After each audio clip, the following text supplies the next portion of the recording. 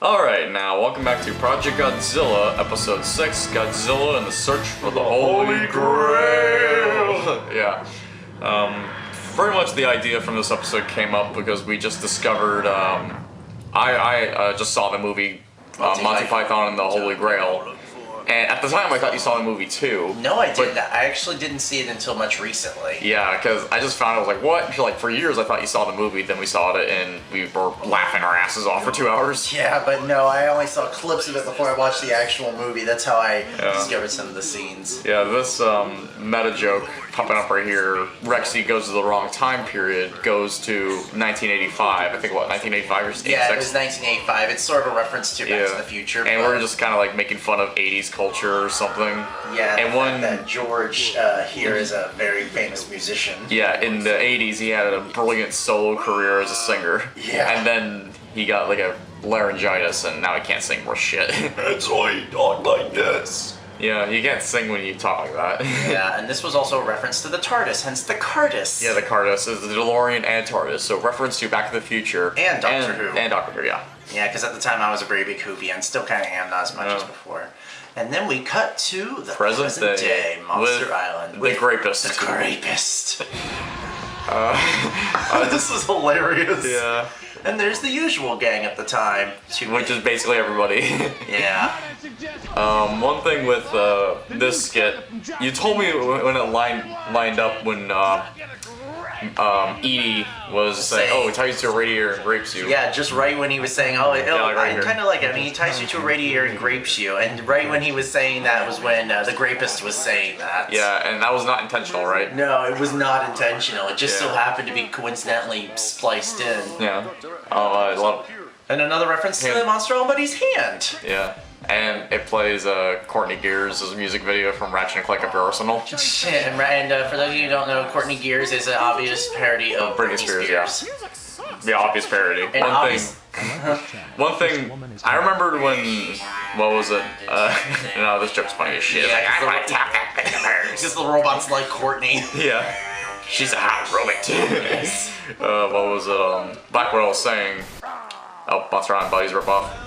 And then Portal 2, fucking My Little Porno. Exterminate! And this scene went on too long, but you were saying? Oh, what I was saying with Ratchet & Clank. I remember when Ratchet & Clank Up Arsenal came out, I was like, what, 10 years old? Something like that. And it was like my favorite game ever. I played through it like 5 or 6 times. I fucking loved it. I've been a big fan of Ratchet & Clank since day one, actually. Yeah, and Joe was the one who got me into it. Yeah, because I first get everyone into Ratchet & Clank. Yeah. Oh, and my favorite anime of all time, Azumanga Daioh. Yeah, your favorite non-hentai anime. That's fine. Oh, there's Cthulhu. Oh, yeah, Cthulhu just pops up.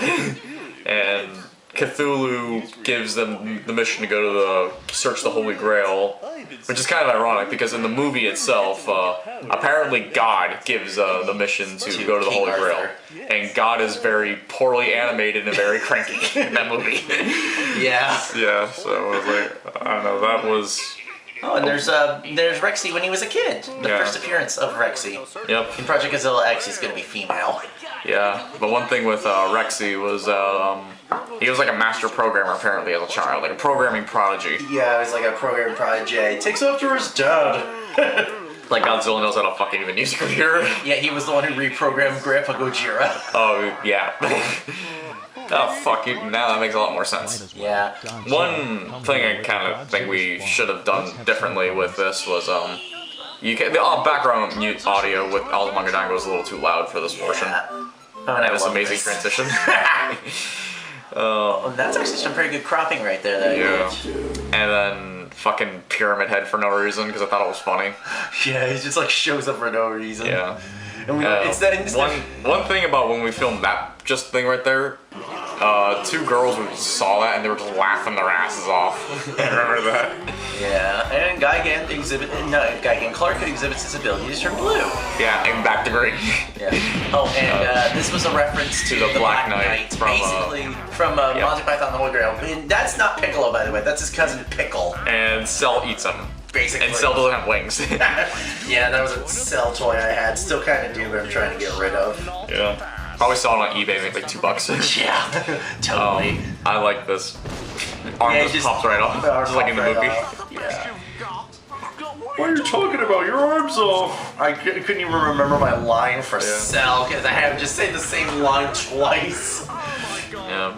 And then Godzilla just walks away. He's like, come on. And knocks Gigan over with his tail. Yeah, that was. We didn't even redo the take. No. And God gets back up. And then the whole thing with them splitting up was also a reference. Yeah, to in the movie they do split up too. Yeah, but Gigan and Clark. I was mean, it Sir Galahad that went to the? Yeah, I think Sir Galahad was the one where this scene popping up, which was where they go to the tower. Castle Anthrax full of whores. Yeah. Yeah. And well, not whores, just very horny women. Yeah. So we just basically done that. But in the movie, Sir Galahad was like saying no to the women, but Clark is like, oh, dude, Clark will never say no to free poon. And then we have Sarah, which is also another reference to that same with Zoot and Carol, I think it was. I believe so. It was a reference to that, even though it's obviously the same Mothra figure we used for Mothra. And the same voice too. Basically. In the movie, it was the same actress. Basically. But one thing you can tell, that movie worked very well to be adapted to an episode of ProjectGodzilla because that movie was so low budget. Yeah. And we're even lower budget. Yeah, we have no budget. Speaking of which, the only budget we had was just making that pyramid head mask. Yeah, and that was like, what, $20? Something like that. I remembered this is a Silent Hill reference coming up, Harold and Cheryl Mason. Yeah. The protagonists of Silent Hill 3. They're the same person, they just changed names for some reason. It's one of the girls from X-Men and Android 18. Yeah, and the girl from X-Men, I remember you just ripped her hair off for no reason. I don't even know why I did that. I just was like, you know what, fuck it. Oh, I love this joke. Oh, we were at a movie once, Naughty Nurses 2, the porno. Yeah. They're basically porn actresses.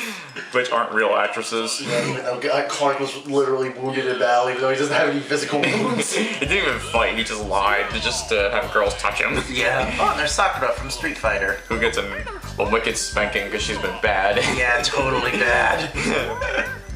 Yeah, this entire episode is just a huge kind of homage to Monty Python, the Holy Grail, except Clark actually gets to do stuff. Yeah. Oh! This is kind of shot for shot sort of what happens in the movie where one of the other knights finds Sir Galahad in Castle Anthrax and just steals him and just like, no, I don't want to leave, I want to be with these girls. The girls are all chasing him. Yeah, he's like, I kind of want to be cursed, I want to leave. Oh no! Oh, I dropped the woman! And they just randomly played Parcheesi, which was a board game that just popped in my head. I never even played it. I don't even know what Parcheesi is. I didn't even know what it's a board game. Oh. Those girls were gonna curse you. Oh, yeah, those girls were gonna curse poor Clark, but Clark wanted to get cursed. Yeah. By curse, I mean touch his man parts. Tyrannosaurus! Yeah, pops in for no reason. Yeah, basically a reference to Roberto. Yeah. Oh, and we got... Oh, this is my favorite part right here. I love this. With the rabbits. Yep.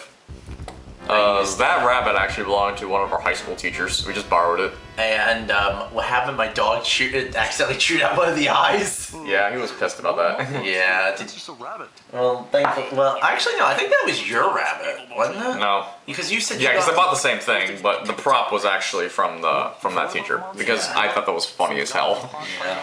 And our stomachs. We did take some liberties. Instead of killing the rabbit with a hand grenade, Angus just fell in love with it. They just started humping each other. Yeah. We were gonna have a love child between the two at some point later in the series, but of course it never happened. Well, they're different species, so it won't work.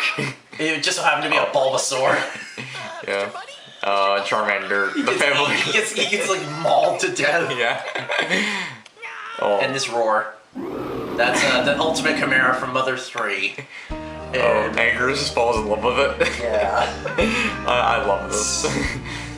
And just ignore the Charmander for love. Yeah. And then they just throw off each. Yeah. I love that shot. Yeah. It's like they're like, And I just love the lines that are delivered. Just yeah, and this shot actually, I actually made a meme out of this shot as well. Well, what do you expect? It's Florida. Yeah, it's like, Yeah, what do you expect? It's Florida. Or it's hot as balls every day. Another interesting note, unlike the Monty Python parody, they actually do find the Holy Grail. Yeah, because at the end of that movie, they all just get arrested. Basically. Because in the middle of the movie, King Arthur kills a guy. Spoiler alert. Yes. Well, the movie's 30 years old, 40-something years old at this point. Oh, and there's Lugia, the great guardian of the Holy Grail. Yep, and he just shows up just to get eaten by Cthulhu. Yeah. I think it's in this episode or the next one where he gets eaten. Yeah.